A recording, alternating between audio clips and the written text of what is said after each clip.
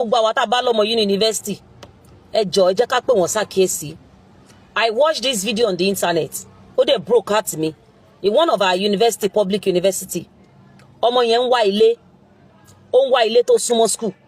Ìkànnì àwọn security wọ́n dẹ̀ pé wípé òun lè bá wálé. Security yẹn ó ti mọ̀ 300 level ọmọ yẹn wà o. She's so familiar with the security. Ó ń rí every day.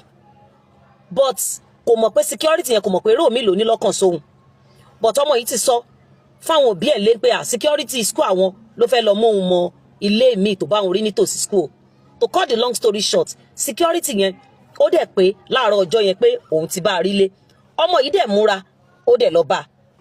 Ó dẹ̀ park. Security yẹn gbé mọ́tò wá. Ó lóun ń ṣe agent mọ̀ṣẹ́ security tó òun ń ṣe. Ó dẹ̀ tẹ̀lé lọ. Àtòun àtàwọn ọkùnrin méjì nínú mọ́tò. And that was nǹkan tó gbọ́mọ nìyẹn nípa ọmọ yẹn. Ẹ lè believe pé báwọn ọkùnrin mẹ́tẹ̀ẹ̀ta yẹn bó ṣe lọ pa ọmọ lọ́mọ nípa púpa nìyẹn. Security yẹn wọ́n dẹ̀ yọ àwọn part lára ẹ̀. Ó láwọn ọ̀rẹ́ òun náà fẹ́ fi ṣe Yahoo Plus. It was after investigation táwọn òbí yẹn lọ sọ́lé àgọ́ ọlọ́pàá from one thing to the other from her phone and things like that. Wọ́n fi wá trace ẹ̀ wípé security yẹn òun ló pè gbẹ̀yìn tán fi wá gbé kó tó di pé ó jẹ́wọ́.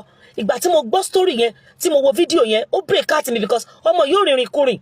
Security school wọn dẹ̀ ní tó ti ń rí fún ọdún mẹ́ta ló dẹ̀ wá ṣekú pa ló pa nípakúpa.